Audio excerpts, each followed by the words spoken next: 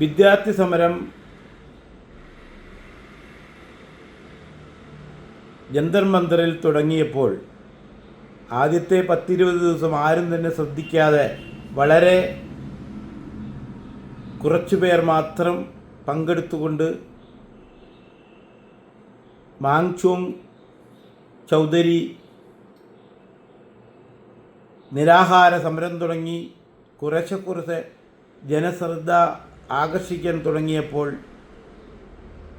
എന്നിട്ടും അദ്ദേഹത്തിൻ്റെ ആരോഗ്യസ്ഥിതി മോശമായി എന്നല്ലാതെ കൂടുതൽ ശ്രദ്ധ ഒന്നും ആരും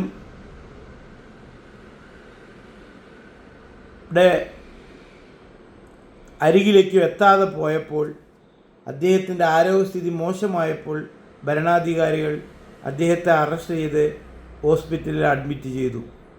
ഈ സമയത്താണ് ചൈൽഡ് ബേബിയും ജോൺ ബ്രിട്ടാസും അവിടെ ഓടിയെത്തി അവരുടേതായ മസിൽ പവറൊക്കെ കാണിക്കുന്നത് ലൈവായിട്ട് ഇന്ത്യയിലെ ജനങ്ങൾ കാണുകയുണ്ടായി. അത് കാണുമ്പോൾ പലരും തെറ്റിദ്ധരിച്ചു ഈ സമരം തന്നെ നേതൃത്വം കൊടുക്കുന്നത് ജോൺ ബ്രിട്ടാസും അദ്ദേഹത്തിൻ്റെ പാർട്ടിയുമാണോ എന്നൊക്കെ ചിലപ്പോൾ പലരും സംശയിച്ചിട്ടുണ്ടാവാം. തുടർന്നുണ്ടായ പാർലമെൻറ്റ് മാർച്ച് അല്ലെങ്കിൽ പ്രധാനമന്ത്രിയുടെ വീട്ടിലേക്കുള്ള മാർച്ച്, ഇതിലൊക്കെ വളരെ ശക്തമായ അഭിനയ പാടവം ബ്രിട്ടാസ് നടത്തുകയുണ്ടായി. ഈ സമയത്താണ്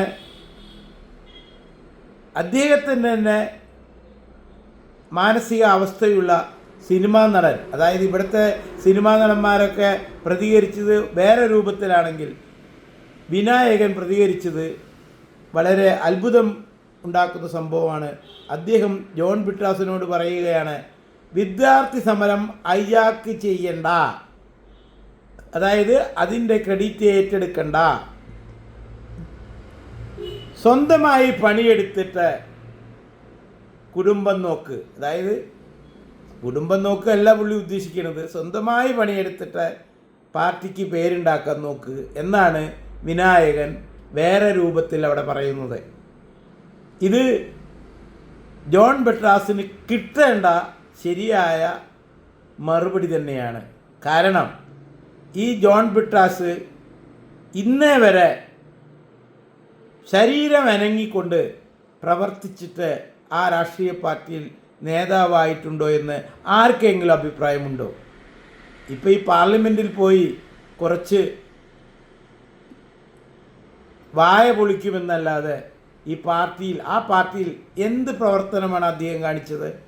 ആ പാർട്ടിയിൽ പ്രവർത്തിച്ച പലരും പാവങ്ങൾ, വളരെ ശക്തമായി പാർട്ടിക്ക് വേണ്ടി ജീവൻ കളഞ്ഞവരൊന്നും ഇന്ന് ആ ലെവലിൽ എത്തിയിട്ടില്ല. അതുപോട്ടെ, ജോൺ ബ്രിട്ടാസിനെ കൈരളിയിൽ നിന്ന് പുറത്താക്കാൻ വേണ്ടിയിട്ട് അന്നത്തെ VS അച്യുതാനന്ദൻ പല സംഭവങ്ങളും നമുക്ക് അറിയാലോ. എന്നിട്ട് ഇദ്ദേഹം മാറി നിന്നിട്ട് തന്നെയുണ്ട്, കൈരളിയിൽ നിന്ന് ഏഷ്യാനെറ്റിൽ പോയി പണിയെടുത്തിട്ടുണ്ട്.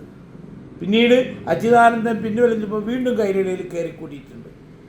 അപ്പോൾ ഈ കൈരളി ഇരുന്നു കൊണ്ട് ഇത്തരത്തിലുള്ള ഹൈജാക്കുകൾ പലതും ജോൺ ബ്രിട്ടാസ് ചെയ്തിട്ടുണ്ട് ആ കാലഘട്ടങ്ങളിൽ. അന്ന് ചെയ്ത ഒരു സംഭവം ഇന്ന് എനിക്ക് ഓർമ്മ വരികയാണ്. അതായത് നമ്മളിവിടെ അഭയ കേസ് അല്ലെങ്കിൽ ഫ്രാങ്കോ അച്ഛൻ്റെ കേസൊക്കെ നമ്മൾ അവരുടെ സമുദായമായിട്ടുള്ള ഒരു സംഭവങ്ങളാണ്.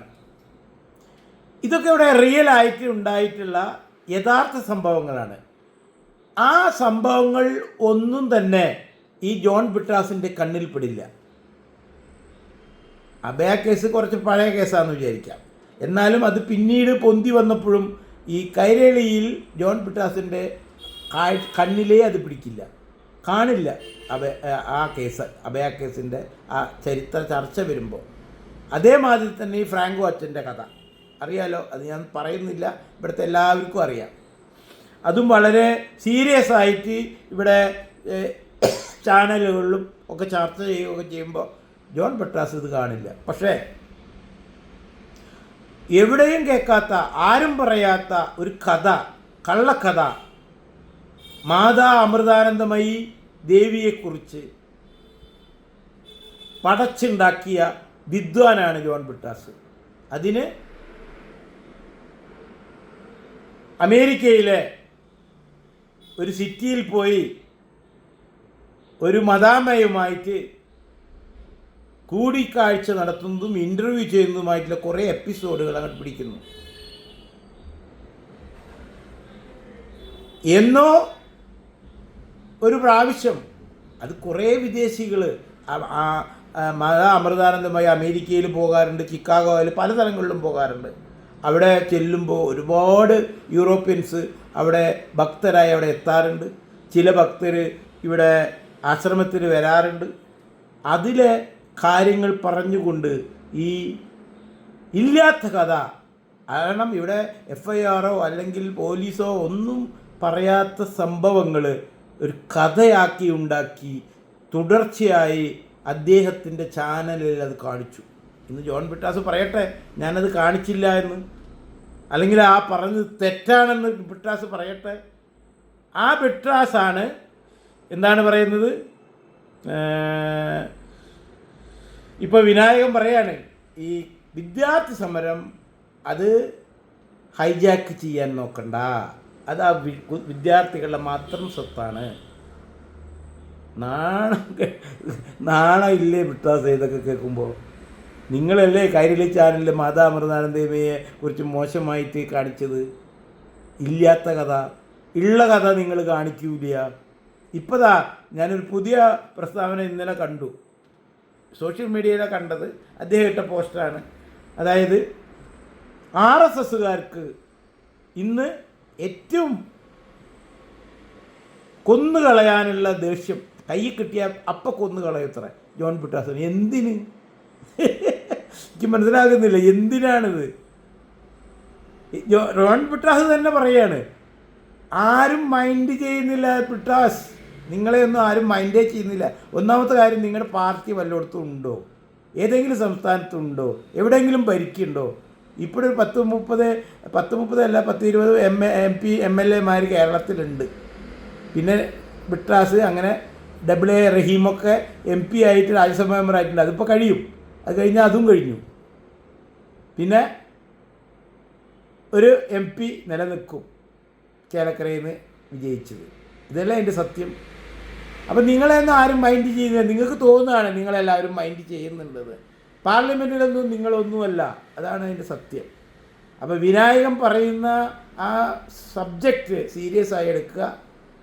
വല്ലവരും അധ്വാനിക്കുന്നത് പോയിട്ട് മെഴുകാതെ സ്വന്തമായി അധ്വാനിക്കുക, കുടുംബം നോക്കുക. കുടുംബം നോക്കുക ഉദ്ദേശിച്ചത് ബ്രിട്ടാസിൻ്റെ കുടുംബമല്ല, നിങ്ങളുടെ പാർട്ടി കുടുംബം എന്നാവും വിനായകൻ ഉദ്ദേശിച്ചത്. അപ്പോൾ പാർട്ടി ശക്തമാക്കണമെങ്കിൽ എന്തെങ്കിലും ജനങ്ങൾക്ക് കള്ളത്തരങ്ങൾ ചെയ്യാതെ നല്ലത് ചെയ്ത് കാണിച്ചു കൊടുക്കുക. അത് ഇന്നേവരെ ഉണ്ടായിട്ടില്ലല്ലോ, അതല്ലേ പാർട്ടി ഇങ്ങനെ ആയത്. 40 കൊല്ലം തുടർച്ചയായി ഭരിച്ച ബംഗാളിൽ 0 ആയിപ്പോയി, ത്രിപുരയിലും പോയി, ഇപ്പോൾ കേരളത്തിലും ഇല്ലാതാവുകയാണ്.